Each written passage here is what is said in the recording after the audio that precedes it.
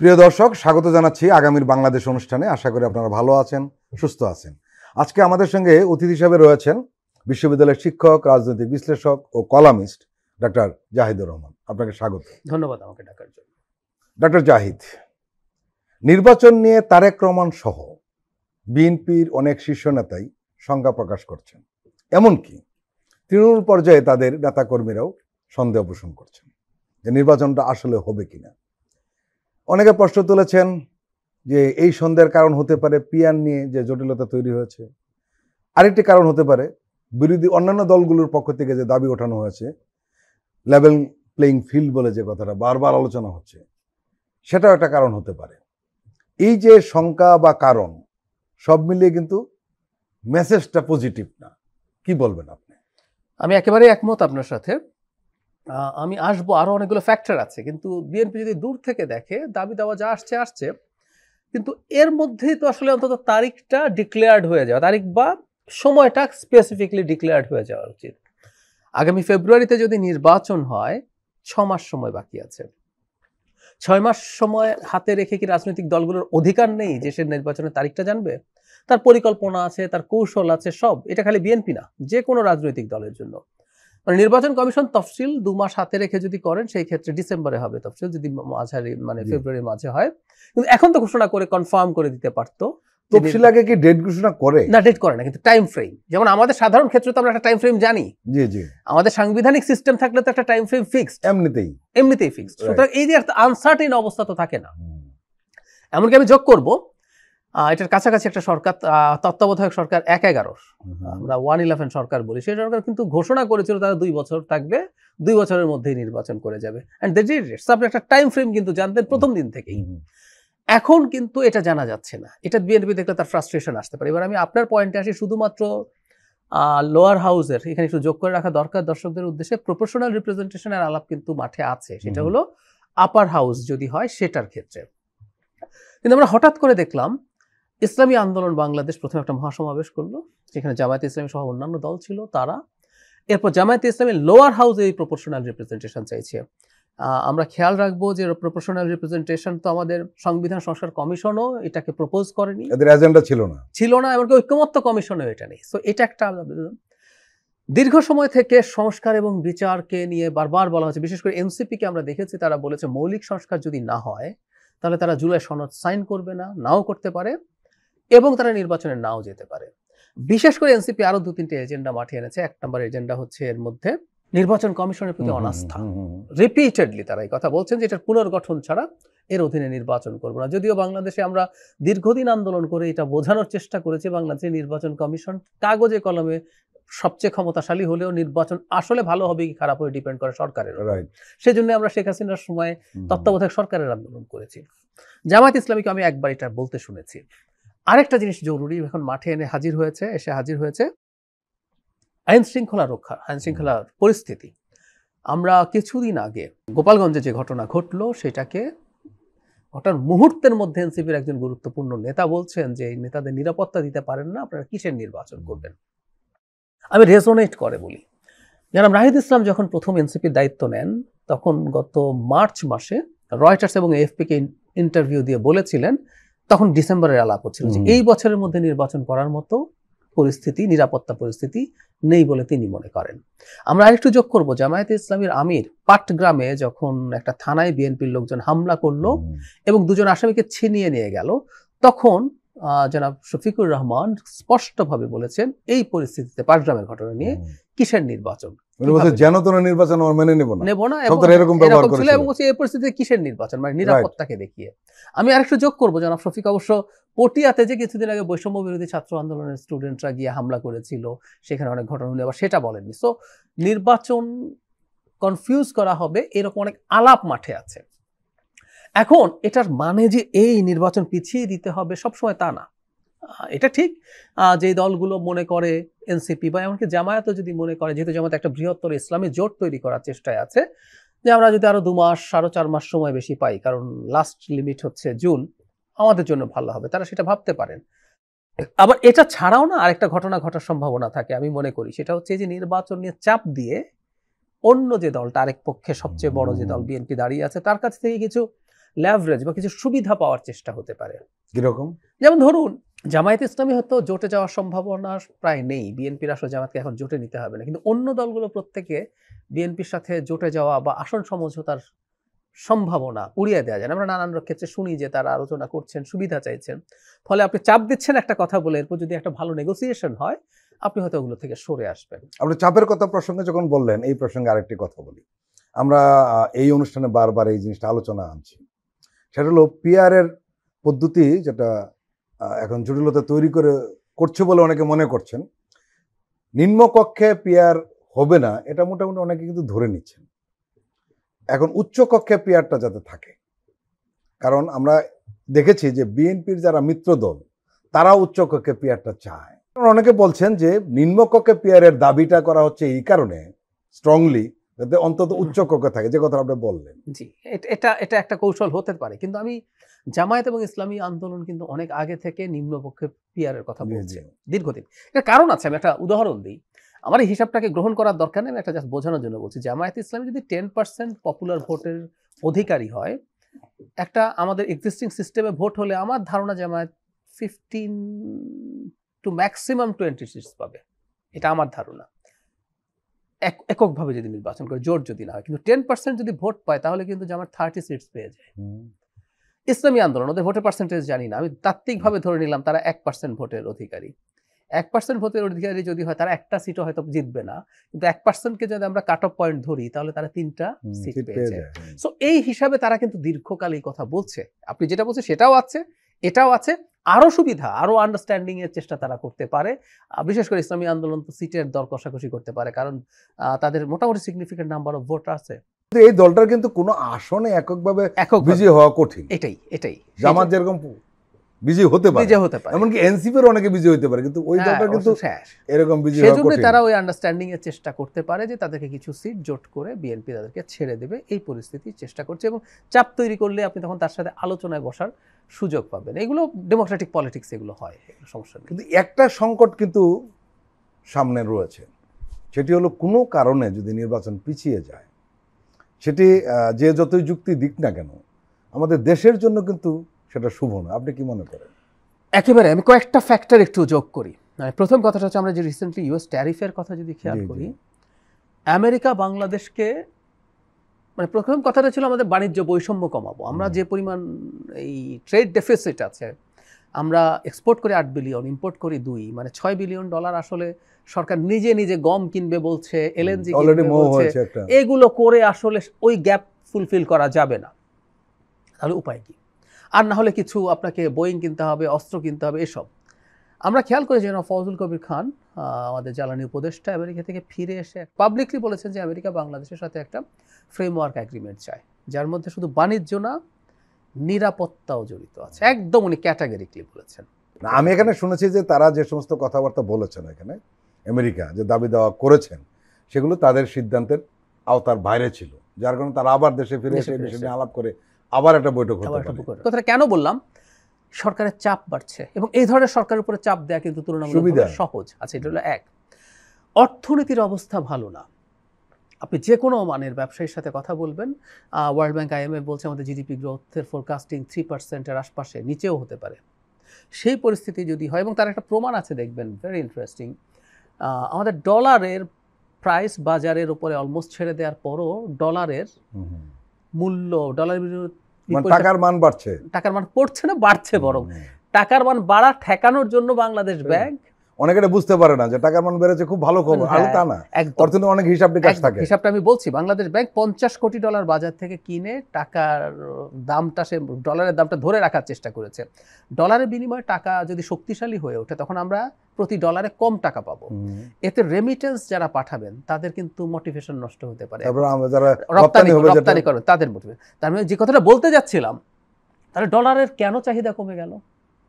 কারণ দেশের অর্থনীতি এখন খারাপ অবস্থায় আছে, আমদানি কমে গেছে। আমদানি মানে যন্ত্রপাতি আমদানি, র ম্যাটেরিয়াল আমদানি, ভোগ্যপণ্য আমদানি, এগুলো সব কমে গেছে, মানুষের বাইং ক্যাপাসিটি কমে যাচ্ছে। এটার কারণেই তো ডলারের চাহিদা কমছে। সো এটা একটা ইন্ডিকেটর। সো অর্থনীতি আমাদের ভালো জায়গায় নেই, এবং একটা নির্বাচিত সরকার ছাড়া, এটা আমরা খুবই জানি যে কোনো সরকার যত ভালোই চালাক না কেন, এ ধরনের অস্থায়ী সরকারের সময় ইনভেস্ট করে না। ফরিদ ভাই, আপনি যদি মনে করেন যে আপনি বিরাট ব্যবসায় আপনি কিছু ইনভেস্ট করবেন, আপনি কি সরকারের অধীনে ইনভেস্ট করবেন?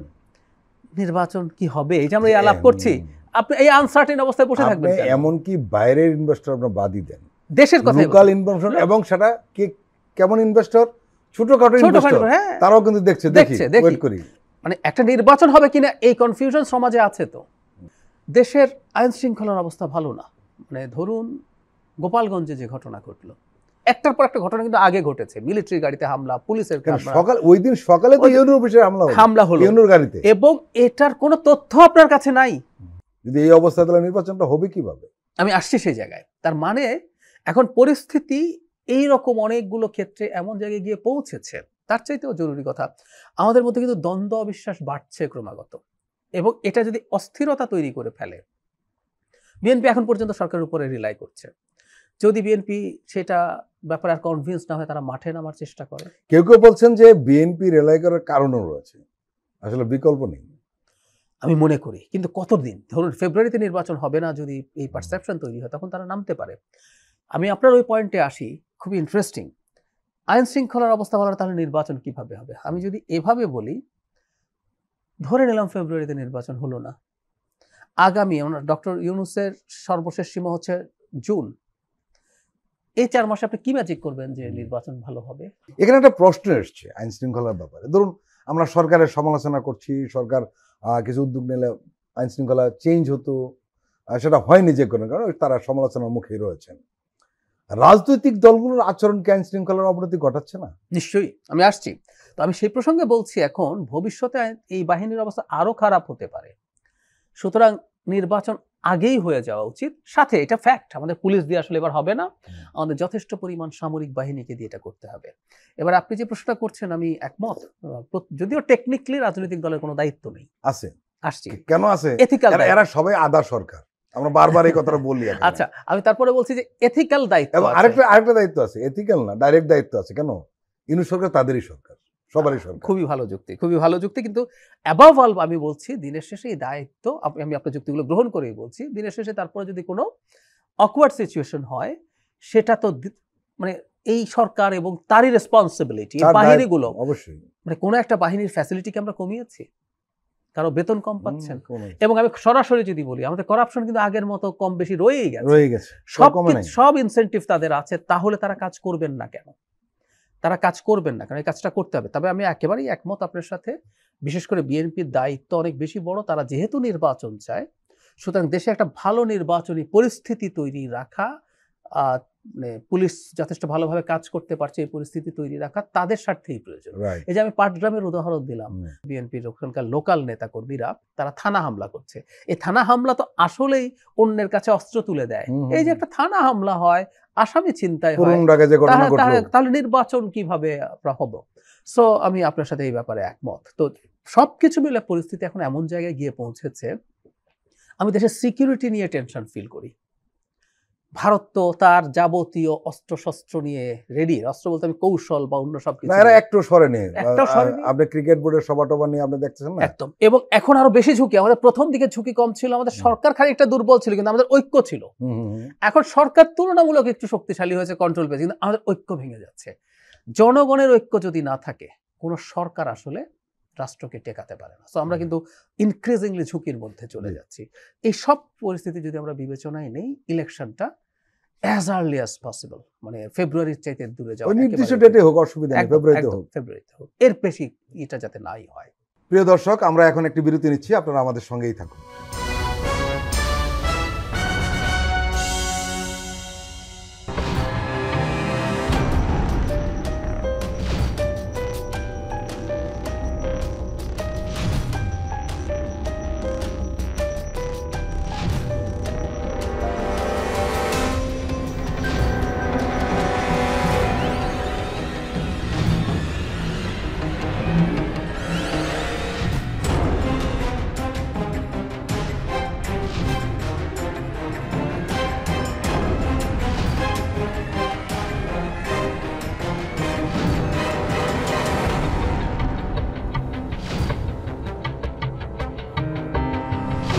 কেমন আছে অর্থনীতি? দেখবেন প্রতি সোম ও মঙ্গলবার রাত 10টা 20 মিনিটে।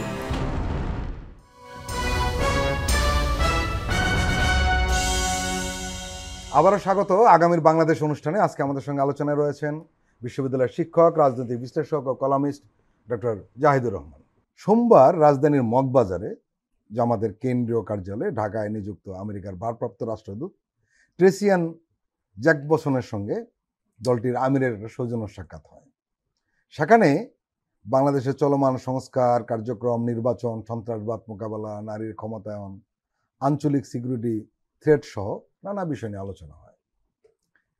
এইখানে এই আলোচনা হয়েছে এগুলো স্বাভাবিক, আলোচনা হতেই পারে, কিন্তু এখানে আলাদা একটা বিষয় আমাদের দৃষ্টি আকর্ষণ হয়েছে। আপনি নিশ্চয়ই লক্ষ্য করেছেন যে মার্কিন রাষ্ট্রদূতের সঙ্গে জামাতের আমিরের বৈঠকে তার দলের কয়েকজন মহিলা নেত্রীও অংশ নেন।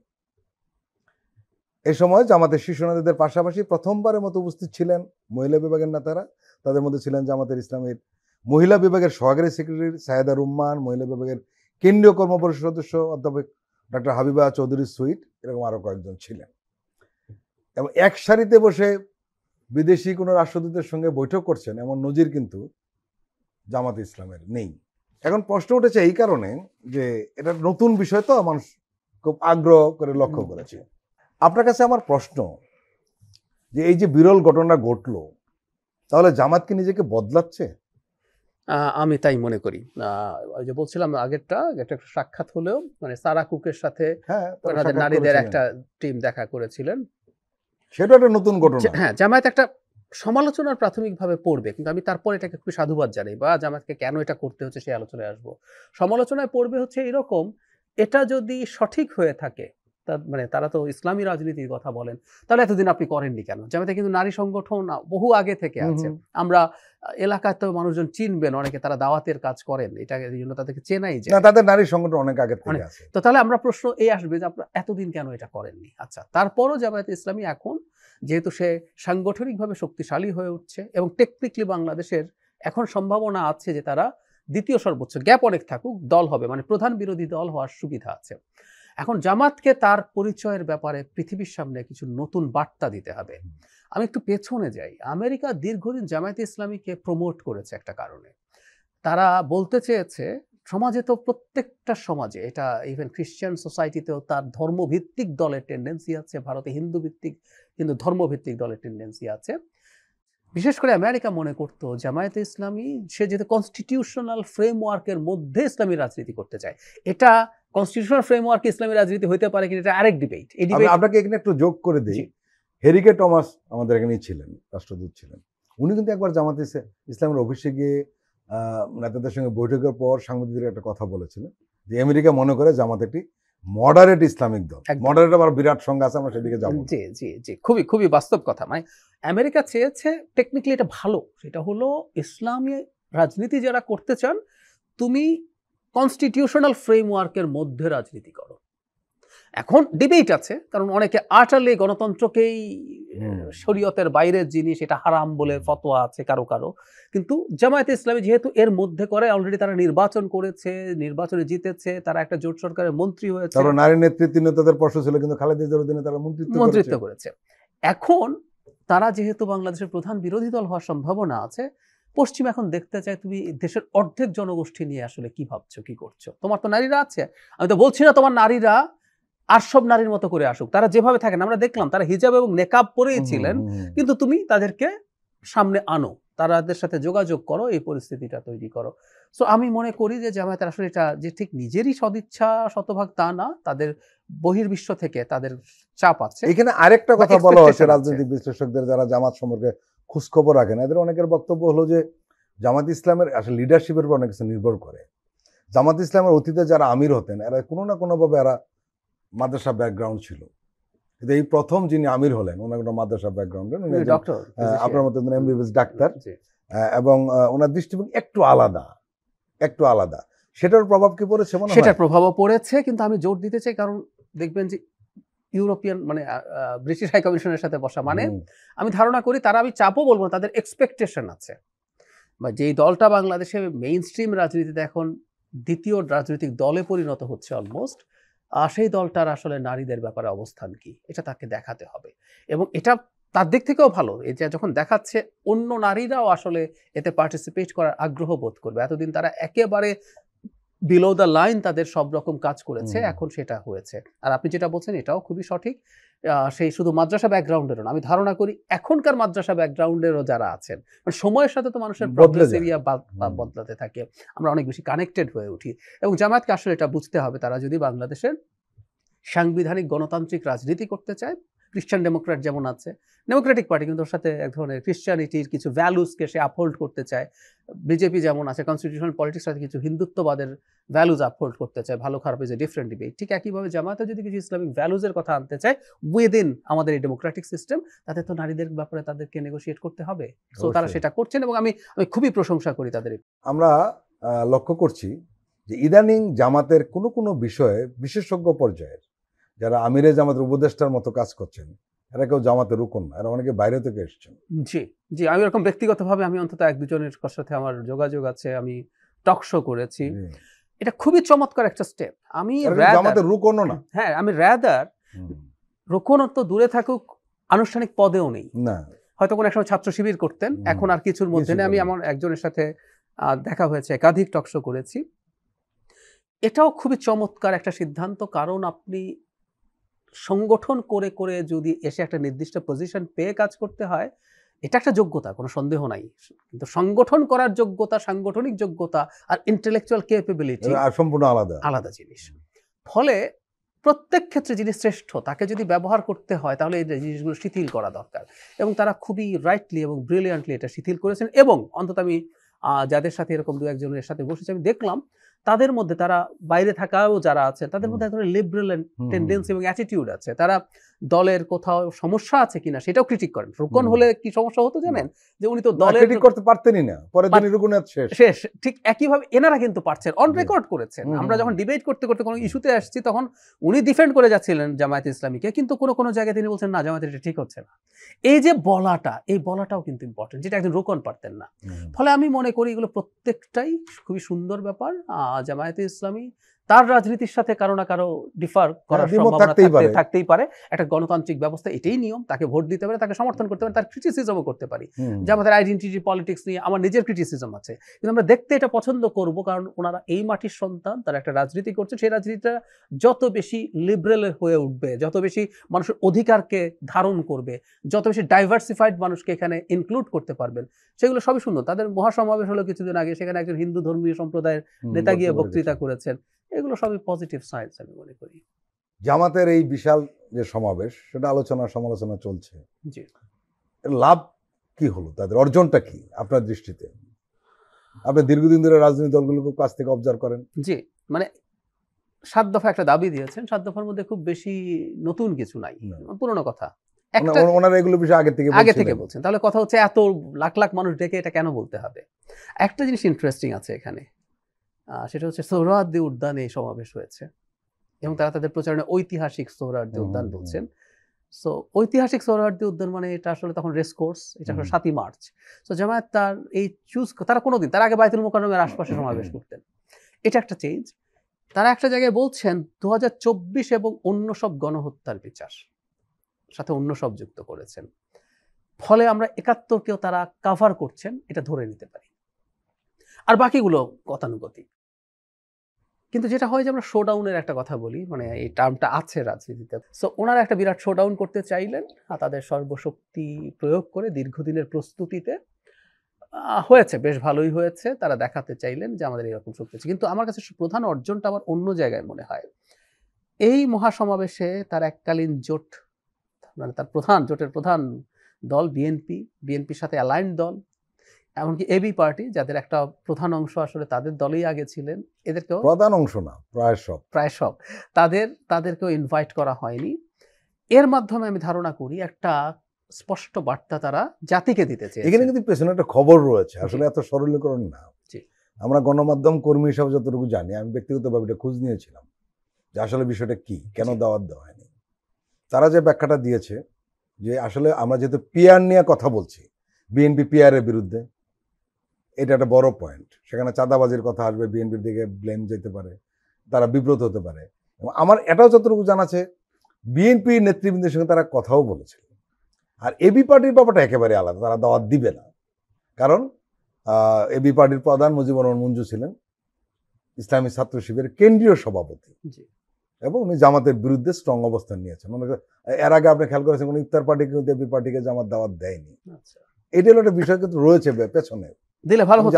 আমি বিএনপি এবং এটার ফল, কারণ আপনি দেখেন যখন উনি অসুস্থ হয়ে গেলেন তখন কিন্তু বিএনপির খালেদা জিয়া, তারেক জিয়া এবং ওনাদের এবং তারেক জিয়া বলার পরেই কিন্তু ওই দুইজন তাড়াতাড়ি হসপিটালে দেখা করেছেন। এখানে আগের আলোচনা যদি না হতো সম্ভবত একটা রেশারেশি থেকে যেত, আমি জানি না। না, আমার কাছে মনে হয় না। আর ওনারা যে যুক্তি দেন, যুক্তিটা আমি জানি এটা ঠুনকো যুক্তি। ইসলামী আন্দোলন একই যুক্তি দিয়েছে, কারণ তারাও বিএনপিকে ডাকেনি।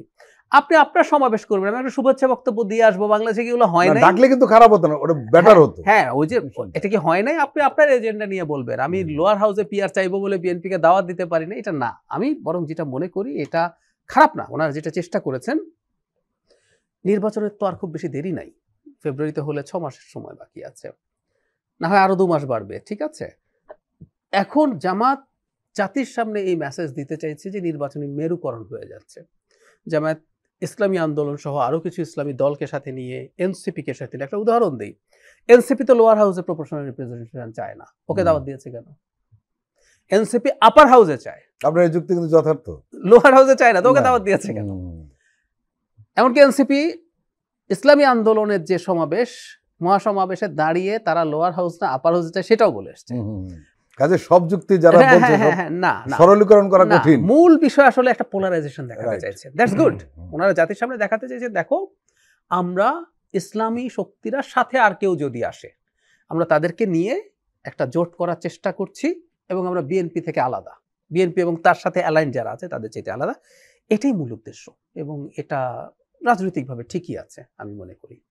জাতীয় ঐক্যমত্য কমিশনের তৎপরতা তো অব্যাহত রয়েছে। জি, লাস্ট যেটা হলো যে দলীয় প্রধানমন্ত্রী হতে পারবেন না, বিএনপি এটাকে সমর্থন করেনি, অন্যান্য দলগুলো করেছে, এবং কমিশন তারা একটা সিদ্ধান্ত জানিয়েছে যে তারা এই বিষয়ে তারা সিদ্ধান্ত নিয়েছে এটা হতে পারবে না, এবং যাদের আপত্তি রয়েছে তারা নোট অফ ডিসেন্ট দিবে। বিষয়টা আপনি কিভাবে দেখছেন? মানে যে ঐক্যমত্য কমিশন বলছে যে তারা এটা সিদ্ধান্ত হিসাবে দেখছেন, এগুলো কি কথা ছিল? আমি প্রধান উপদেষ্টার একটা ইন্টারভিউতে বলা কথাকে প্রায় কোট করি। উনি বলেছেন আমরা ফ্যাসিলিটেটর। ঐক্যমত্য কমিশন তো একটা ফ্যাসিলিটেটর হওয়ার কথা ছিল। হ্যাঁ, আমরা সবার সাথে কথা বলে এই জিনিসগুলো পেয়েছি, কমিশন অনেকের সাথে কথা বলেছে। এই যে আমি এটা করব, আমি নির্বাচন মানে ঐক্যমত্য কমিশনের বেশ কিছু আচরণে আমার কাছে মনে হয় যে তার নিজেরই একটা এজেন্ডা আছে। এটা কিন্তু এখন তো এটা লাইভ হচ্ছে, এই এজেন্ডা যে আছে এই জিনিসটা মনে হওয়া উচিত না। তারা নেগোশিয়েট করবেন, তারা সব পক্ষের মধ্যে একটা কনসেনসাসে এসে করার চেষ্টা করবেন। নোট অফ ডিসেন্ট রেখে আমি কোনো একটা কিছু করব, আমি ব্যক্তিগতভাবে আসলে এটা একেবারেই পছন্দ করিনি। ওইখানে বিএনপির পক্ষ থেকে সালাউদ্দিন আহমদ সাহেব প্রতিনিধিত্ব করছেন। কেউ কেউ বলছেন তারেক রহমান যদি থাকতেন তাহলে হয়তো এত জটিলতা তৈরি হতো না। আমি নিশ্চিত নই জনাব সালাউদ্দিন আহমেদকে কি উনি দল, বা আমি সবার কথা বলছি না, অন্তত জনাব তারেক রহমানের এন্ডোর্সমেন্ট ছাড়া, তার সাথে আলাপ করা ছাড়া কি সিদ্ধান্ত নেন? এন্ডোর্সমেন্ট এক জিনিস আর সরাসরি আলোচনা আরেক জিনিস। আলোচনা করছেন, কিন্তু কতটুকু যেতে পারবেন, সীমাটা কতটুকু, সর্বোচ্চ সীমা, এইটা কি উনি ব্রিফিং না নিয়ে করার কথা? আমি নিশ্চিত নই। ব্রিফিং না নিয়ে হয়তো করার কথা না আমার কাছে মনে হয়। যদিও আমি আপনার সাথে একমত, আমি ঐক্যমত্য কমিশনের 2-1 ইয়েতে দেখেছি উনি খুবই স্ট্রং। তবে একটা জিনিস যোগ করতে হবে, আমাদের পলিটিক্যাল যে কালচার তার চাইতে একেবারে ভিন্নভাবে ওনাকে আমি যথেষ্ট প্রস্তুতি নিয়ে যেতে দেখি। এমনকি ঐক্যমত্য কমিশনের তো আমাদের পরিচিত লোক, উনি একসময় আমলা ছিলেন, তার এই প্রস্তুতি থাকে। হ্যাঁ থাকে, তিনি নিজে আইনের ছাত্র। আমি কমিশনের কয়েকজনের সাথে ব্যক্তিগত, উনি এই কাজে দক্ষ, এতে কোনো সন্দেহ নেই। সো উনি ফাইটটা ওনার জায়গা থেকে ওইভাবে করার চেষ্টা করছেন, কিন্তু আমি ঠিক মনে করি না যে উনি ওনার সর্বোচ্চ নেতার একটা সীমা না নিয়ে যান। ওনার একটা সীমা নিয়ে যাওয়ার কথা যে আমি সর্বোচ্চ কতটুকু যেতে পারি, বা প্রধান নেতা তাকে সেটা সেটই করে দেওয়ার কথা। আমি নিশ্চিত নই, তবে এই যে কেউ কেউ যদি বলে সেটার পেছনে কিছু থেকে থাকতে পারে, but I am not confident about that. প্রিয় দর্শক, আমরা আবার একটি বিরতি নিচ্ছি, আপনারা আমাদের সঙ্গেই থাকুন।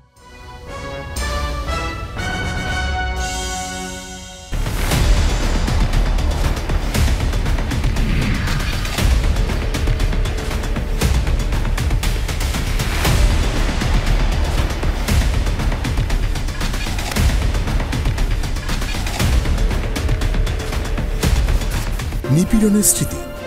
প্রযোজনা মোহাম্মদ হাসান রিয়াদ ও গোলাম মোর্শেদ। দেখবেন প্রতি শুক্র ও শনিবার সন্ধ্যা 7টায়।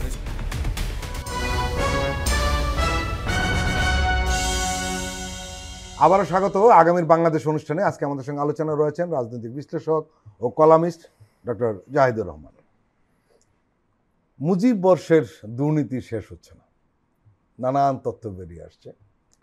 অলরেডি দুদক একটা মোটামুটি জানতে পেরেছে যে 4,000 কোটি টাকার মতো এখানে দুর্নীতি হয়েছে, এবং এটাকে আরও খোঁজখবর নেওয়ার জন্য দুর্নীতি দমন কমিশন 64 জেলাতেই যে মুজিব বর্ষ উপলক্ষে যে অর্থ ব্যয়টা হয়েছে সেটার হিসাব চেয়েছে। এবং আপনি জানেন যখন মুজিব বর্ষ হয় তখন অনেক ঘটনা ঘটছিল, যার কারণে কিছু স্তীমিত ছিল, মাঝখানে আবার শুরু হয়েছে, কিন্তু টাকার খরচটা কিন্তু আর কমে নেই। এই যে এত টাকা খরচ চতুর্দিকে আমরা যতই দিন যাচ্ছে বেরিয়ে আসছে, কি বলবেন এই আওয়ামী লীগের এই টাকা লুটপাটের? এই প্রসঙ্গে আমি একটা কথা বলতে চাই। আপনি একটা জিনিস খেয়াল করেছেন ফরিদ ভাই, শেখ হাসিনার পতন এবং পালানোর পর আমাদের উচিত ছিল না দুর্নীতি নিয়ে খুব সিরিয়াসলি কাজ করা? এই যে একটা তথ্য আপনি 4,000 কোটি টাকার 1 বছর গেল, কোথায় কোথায় আমরা সারা জীবন আমরা এই ফাইটগুলো করেছি, কিভাবে প্রজেক্ট থেকে টাকা লুটপাট হয়েছে, এগুলো কিন্তু সরকার এখন ডকুমেন্ট দিয়ে দুদক প্রয়োজনে দুদক তা সব সার্ভে করে এই জিনিসগুলো মানুষের সামনে রিভিল করার কথা ছিল। আমার এটা শুনেই মনে পড়লো, দেখেন আমরা না ওই আলাপগুলো নাই।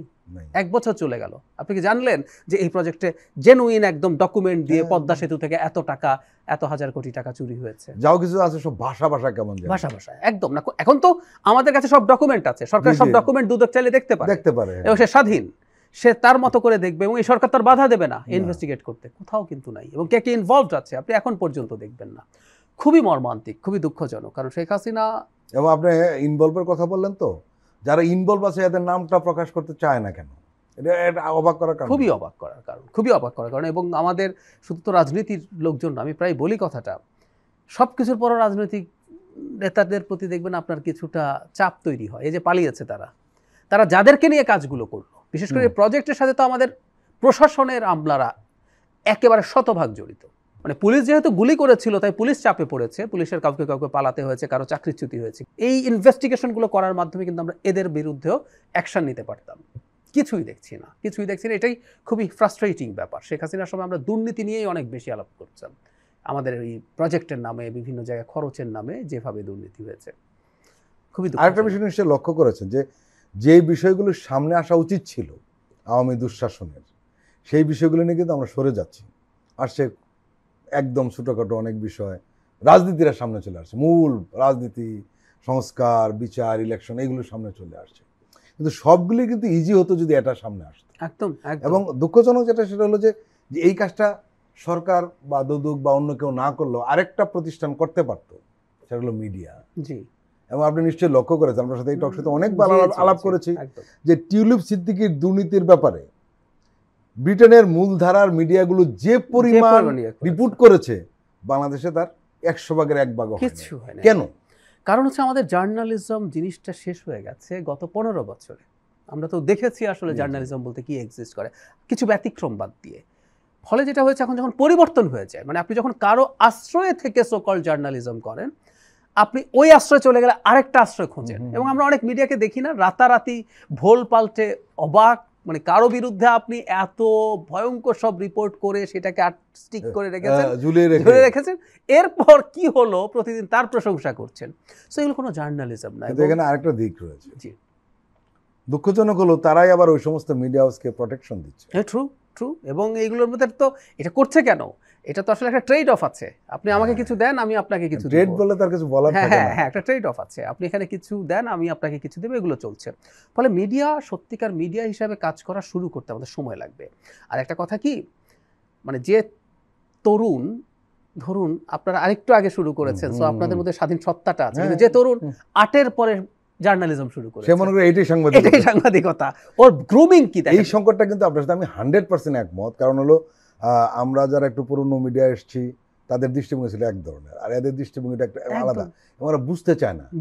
হ্যাঁ, 2008 সালে যে সাংবাদিক একদম তরুণ একজন যদি পাশ করে বেরোনো একজন, আমি ধরলাম জার্নালিজম থেকে 25 বছর, এখন তার বয়স হচ্ছে এই হাসিনার 15 বছর পর তার বয়স হচ্ছে 40, হুম। মানে 40 বছর একটা ম্যাচিওর্ড বয়স, এক পুরোপুরি। কিন্তু সে পুরো তার সাংবাদিকতা গ্রুমিং হয়েছে এই সময়, এবং সে সাংবাদিকতা বলতে এই বোঝে।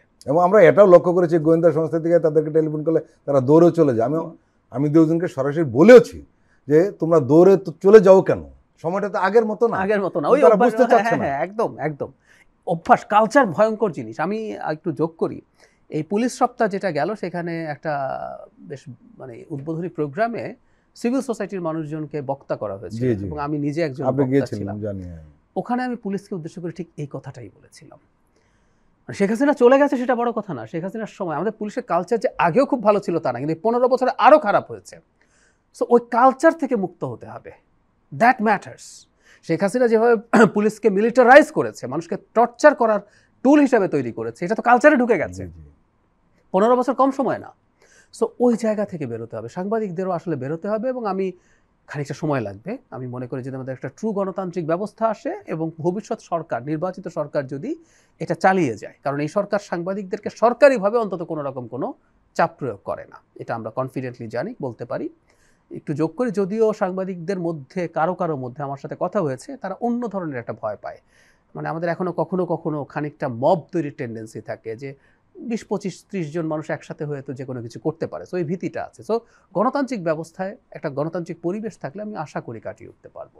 ডক্টর জাহিদুর রহমান, আপনি আমাদের দীর্ঘ সময় দিলেন, আপনাকে আন্তরিক ধন্যবাদ। ধন্যবাদ আপনাকে। প্রিয় দর্শক, আজকের অনুষ্ঠান আমরা এখানে শেষ করছি। আপনারা ভালো থাকবেন, সুস্থ থাকবেন। আল্লাহ হাফেজ।